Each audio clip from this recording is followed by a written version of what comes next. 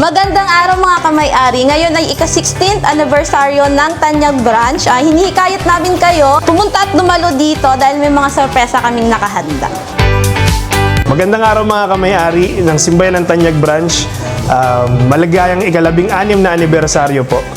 Maraming salamat sa maraming taon ng pagtitiwala, suporta at paglilingkod. Nawa po'y marami pa tayong mapaglingkuran at marami pa pong taon na matagumpay. Happy 16th Anniversary Simbayan ng Tanyag Branch! Woo! Happy 16th Anniversary Simbayan ng Tanyag Branch! Ako po si Lucia Reyes, taga Tanyag, Purok 5. Nag-start po ako ng simbayanan. Mula noon hanggang ngayon, 10 years na po ako. Nagsimula ako sa pagtitinda ng mini store. Then, nag-ulam. Ang asawa ko ay mason. Then, nagtiyaga ako. Nangungutang ako dito, pinapautang ko, nangungutang. Hanggang nabili ko yung tira namin, nakaluwang sa akin, hindi na kami nag-uupa. Simbayanan lang ang nagtiwala. Then, after 5 years, napundar ko yung second floor. Nagpahupa ako hanggang third floor. Hanggang dumating yung 2026, nakalimang bahay ako sa Cavite. Isang pahupaan ng 7,000, nagkakahalaga ng 1.7 na napagawa ko.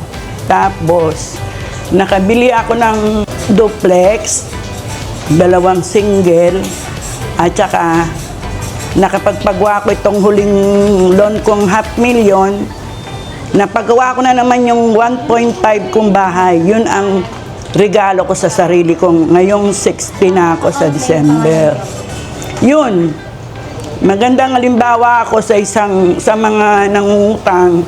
Kailangan ilagay natin sa maganda yung inuutang. Hindi natin pwedeng ibili kung ano-ano dahil hindi natin pera yon.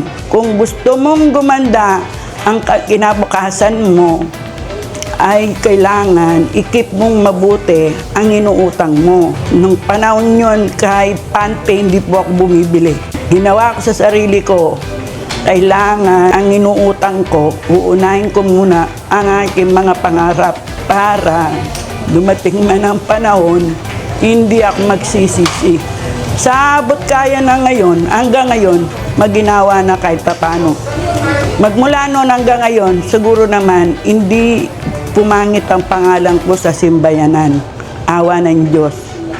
So ngayon, hindi nyo man tinatanong, ang anak ko nasa malayong lugar, pero hindi kakulangan ng hirap na magbayad ka ng utang kung ilalagay mo sa maganda ang utang para yung nagtiwala sa'yo, hindi mabibigo. Awa ng Diyos, sa 10 taon, hindi ako nahirapan magbayad sa simbayanan. Kapag wala akong pera, dito lang ang takbo ko. Nangungulit, ay wala na akong pera, mangutang na naman ako. Awa naman ng Diyos, nababayaran ko naman lahat. Una sa lahat, wala na nga akong pinag-aralan. Ayoko na ng bahiran ng kalukuhan ng buhay ko. Gusto ko hanggang magtapos ako mangutang sa simbayanan, mananatiling kung paano nila ako nakilala hanggang sa uli. Ang isang sikreto sa buhay, yun nga ilagay mo sa utak mo. Ang inuutang mo, hindi kailangan pagyabang. Kailangan lagay mo sa maganda. Katulad ko, kahit minsan, hindi ko sinabing pera ko yan. Pag may project ako, doon ako nangungutang. Kapag wala akong project na pangarap, hindi po ako nangungutang.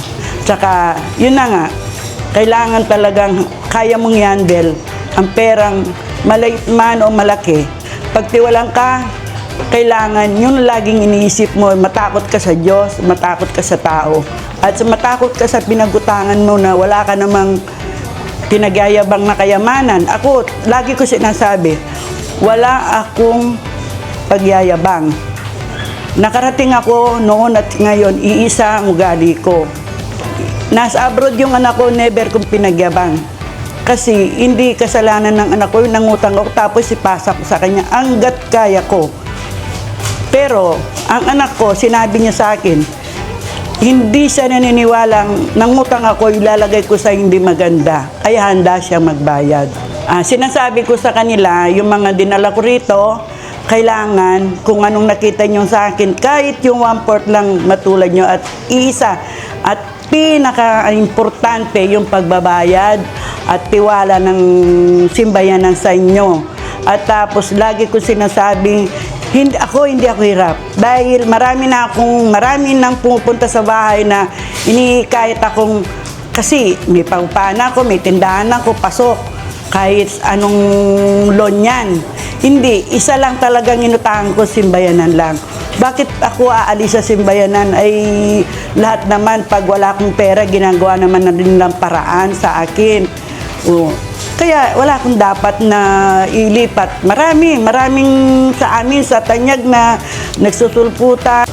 Ayoko nang hinahawakan kung maraming pera kung di ko naman kayang bayaran. Ako po si Lucia Reyes. Bumabati ng 16th anniversary ng Simbayanan Tanyag Branch. Marami pong salamat!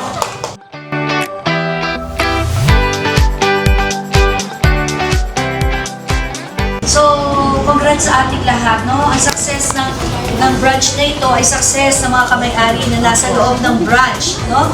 Kayo po ang nagdadala ng tagumpay ng Simbayanan Tanyag Branch. Kaya maraming salamat po sa inyo, no? Maraming salamat, sir, moms. Maraming salamat. Sana po patuloy natin po tangkilikin ang ating simbayanan, lalo ng inyong branch. So, kung lagi po tayo merong mga pa-contest sa ating mga branches at mga empleyado, sana matulungan niyo po sila na mga kumota sila, makuha po nila yung kanilang target, no, sa taon na ito para ma-awardan sila bilang the best branch of the year. Kasi meron po tayong best branch of the year na binibigay at best kamay-ari care, best branch supervisor. So I'm sure po gusto niyo po na sila ay ma-awardan. Tama po ba mga kamay-ari? Tama. Oo. So sige, tama ba baby? Tama? Thumbs up tayo, thumbs up. Sabi ka ng ice cream, ano? So, tulungan po natin sila at sa buwan ng July po daw,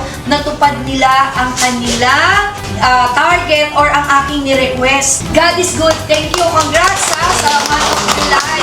Anyway, God is good. Thank you very much. Patuloy tangkilikin ang Simbayanan Tanyag Branch. I hope you continuously have the good target or the good output August, September, October, November, December, and for the year end. Okay? God is good. Thank you. Thank you. Happy 16th